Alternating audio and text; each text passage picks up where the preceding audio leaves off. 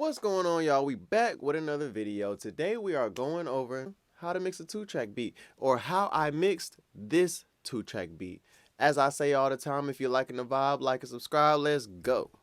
Alright, so this is rounding out the series of the song that I mixed for Emmanuel King called If I Were a Girl. For this one, we're gonna mute the vocals for now, and we're gonna look at this 2-track beat. So let's listen to this real quick.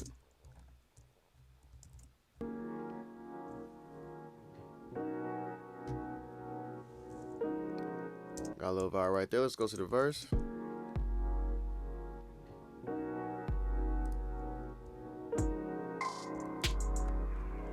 So let's take everything off real quick. It's probably not going to be a crazy difference.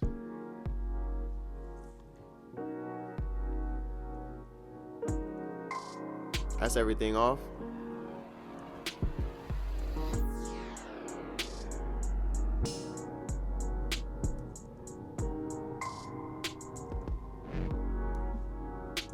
It's a little more life, a little more height as well. So what I'm oftentimes looking for in a 2-track beat is I'm paying attention to the overall balance in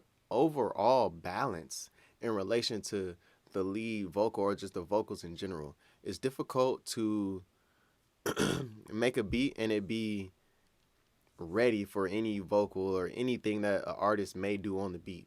Like, it's almost impossible. But when you get it, there's ways to make it work. You feel me? It's not perfect, it's not ideal, but there's ways to make it work. So in this particular case,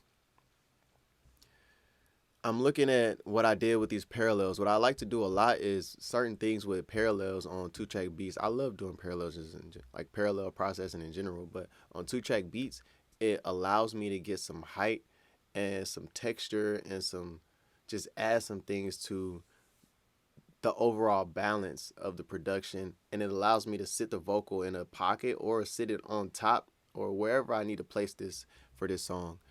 So in this particular case, I didn't do anything to the beat directly for real until I got here, and I just pulled out a little bit of 191, a dB, and a little bit of the dynamic EQ, just some slight. So we'll bypass this parallel for now, and we'll bypass these plugins on the 2-track, like on the bus.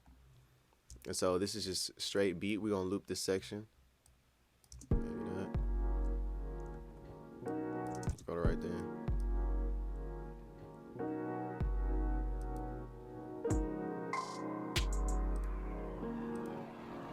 So to my ear, that's just cleaning up a little bit of that muddiness, and it's probably creating a little bit of room for the body of the vocal. So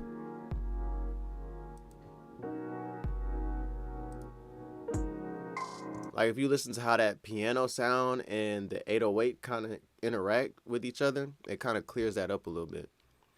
And so the next thing I did is I added this parallel, right? So I love using this compressor from Slate Digital. It just has a sound that I like, and it's a nice texture. So I compress it a little bit. Oh, let me turn it on.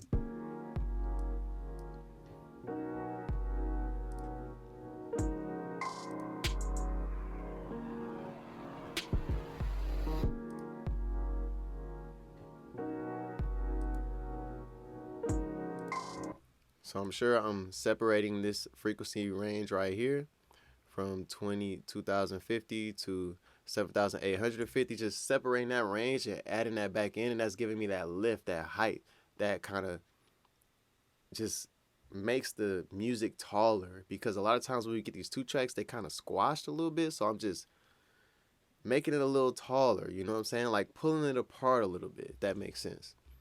So that's what I'm using this for. And then we'll bring this right here. Mute that. I love using iZotope Trash a lot. It's just so many textures in here that you can create. I use this Elastic Trash preset, and I just played around with all of these different things right here until it came up with a sound. I guess what I could do as well is play y'all the parallel by itself. So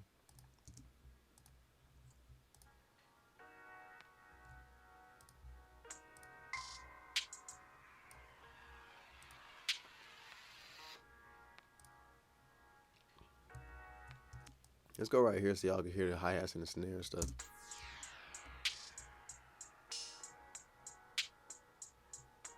So that's what that sounds like. And this is what this sounds like.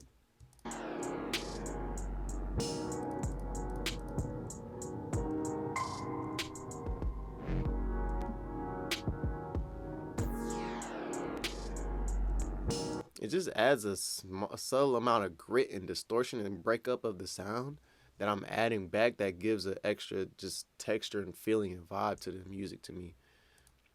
And then so I'm adding that with the isotope trash, and then I'm compressing it. I don't know, I just was playing around with the ratios, coming up with a sound. I clicked the 20 and the 8, and I liked it. It's a little crazy. Oh, let me turn this back up so y'all get it.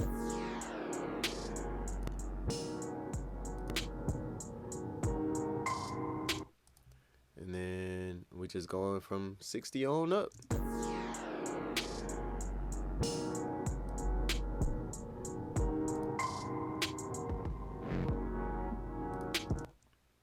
That's where we at with it. I'm gonna bring this back.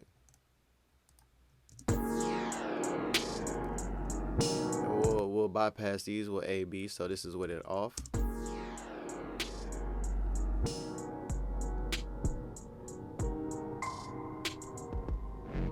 Here's what it on.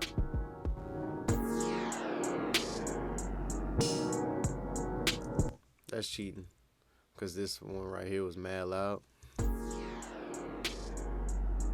It's off.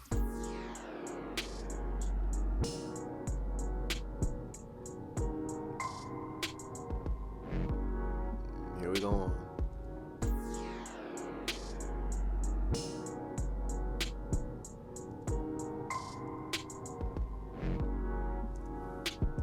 Very subtle stuff, you know. Might not even be able to hear that for real. But then on the entire music or just the 2-track bus, added this Slate Digital Virtual Mix Rack. So we got a little bit of this. I believe this is maybe an API emulation. Don't quote me. I don't know. A little bit of, a little bit of that, a little bit of this, a little bit of that on the lift and the low lift. I like these on 2-track beats. And sometimes really just on drums. It's just a nice lift and in a nice region that I like. And you don't have to do too much with these. I could be very subtle. Like this is 0.07 and 0.03, but it adds a huge difference. Let's A-B that real quick. So this is with it off.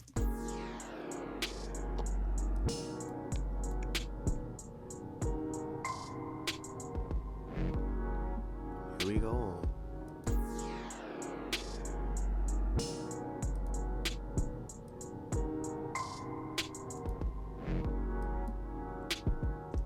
It just rounds the whole music out, gives it some more life, some saturation, some energy.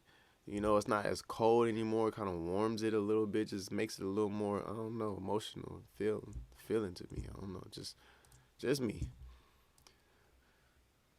And then I like using this plugin from Arturia, modeling the 33609, the Neve 33609. I love using this on music, on like music buses, on instrumental buses, on background vocals, on groups of things. It just works really good to me. So I'll A-B that for y'all. Here's what it off.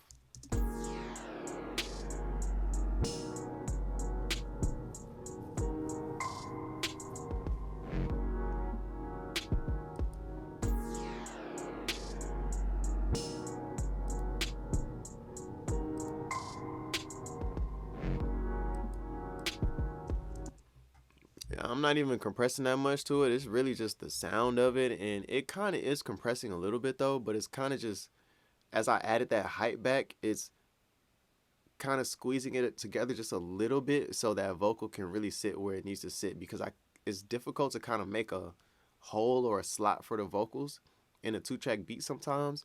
So for this one, I was just like, I'm gonna have the vocals kind of sit on top a little bit, and so I'm probably using that just to make sure that it sits there. And then lastly, I use this Ozone 10 imager, just a little bit. Oh no. Oh no. That's crazy.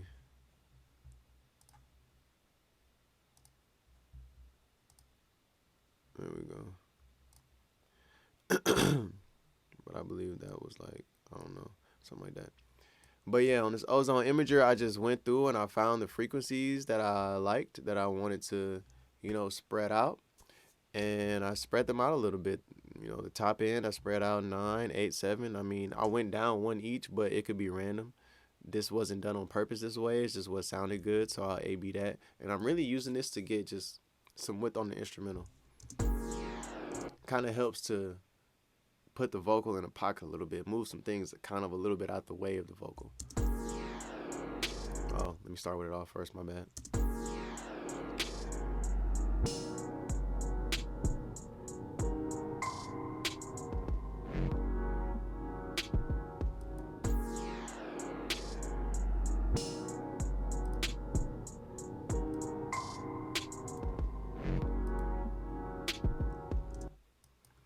And honestly, that is it. Kind of crazy, but that is all she wrote. I'll play it with the vocal and we'll A-B. Bring these throws back. Everything's good.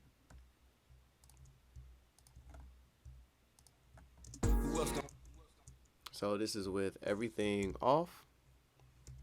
Who else gon' do it? Fucking, I'm getting to it. So many options I could abuse because men are stupid. Especially if I start to use what they want for fuel. And I found if I spread these legs in the entry, then I can roll them. Who else gon' do it? Fucking, I'm getting to it. So many options I could abuse because men are stupid. Especially if I start to use what they want for fuel. And I found if I spread these legs in the entry, then I can One more roll 'em. time. Who else gon' do it? Fucking, I'm getting to it. So many options I could abuse because men are stupid. Especially if I start to use what they want for fuel. And I found if I spread these legs in the entry, then I can roll them. Who else gon' do it? Fucking, I'm getting to it. So many options I could abuse because men are stupid. Especially if I start to use what they want for fuel. And I found if I spread these legs in the entry, then I can roll them. There we go. That's all we got. Let's switch bike. So that's how I mixed this 2-track beat for the song "If I Were a Girl" by Emmanuel King. By Emmanuel King. What is going on there? If you're liking the vibe, like and subscribe, and comment too.